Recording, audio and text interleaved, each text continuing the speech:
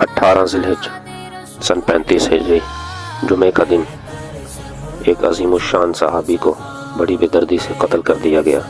جمعے کے دن سن 35 ہجری کو نبی کا یہ صحابی شہادت کے رتبے پہ فائز ہوا۔ وہ صحابی، وہ شخصیت جن کے بارے میں نبی کریم صلی اللہ علیہ وسلم نے فرمایا الا استحیی من رجل تستحیی منہ الملائکہ، کیا میں اس شخص سے حیا نہ کروں کہ جس سے فرشتے بھی حیا کرتے ہیں۔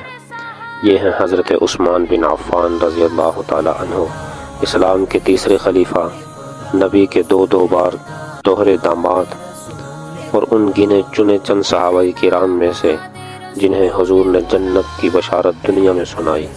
عثمان کا چہرہ معصوم سا، طبیعت شرمیلی سی، آواز پست، لیکن دل وہ شیر جیسا، ایسا دل جو خوف خدا اور عشق رسول سے لبریز تھا۔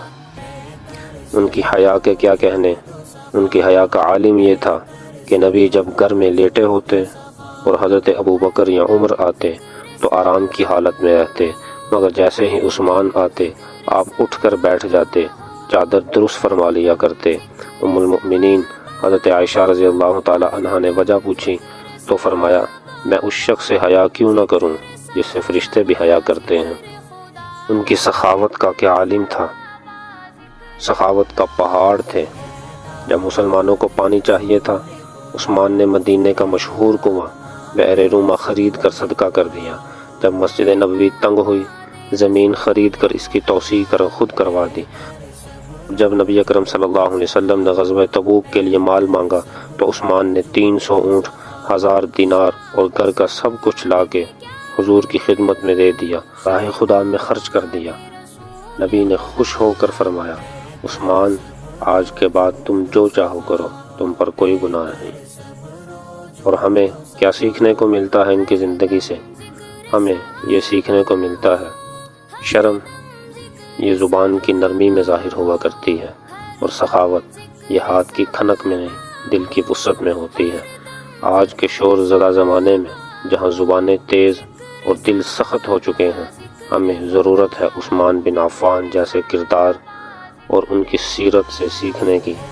ان عظیم کرداروں کو پڑھنا، ان کی سیرت کو اپنی زندگیوں میں عملی طور پہ لانا، اس کی سب سے زیادہ ضرورت آج کے دور کے اندر ہے۔ عثمان رضی اللہ تعالی عنہ کا ہمیں پیغام کیا ہے، ان کی زندگی سے ہمیں میسج کیا ملتا ہے؟ سب سے پہلے اسلام کو رکھا جائے، اسلام کی خاطر سب کچھ قربان کر دیا جائے۔ اگر اسلام کی خاطر تکالیف بھی آئیں، صبر اور تحمل کا مظاہرہ کیا جائے۔ دوسرا، اپنی شرم اور حیا کو مقدم رکھا جائے۔ جس کے دل میں اللہ کا ڈر ہو، اس کی زبان نرم ہو، اس کی نظر نیچی ہو اور اس کا ہاتھ سخی ہو جاتا ہے، اور یہی ایک کامل مسلمان کی پہچان بھی ہے۔ عثمان ہمیں یہ پیغام دے کر گئے کہ جس کے دل میں اللہ کا ڈر ہو، اس کی زبان نرم ہو، اس کی نظریں نیچی ہوں، تو پھر اس کا ہاتھ سخیوں والا ہاتھ ہو جاتا ہے، اور یہی ایک کامل مسلمان کی پہچان بھی ہے۔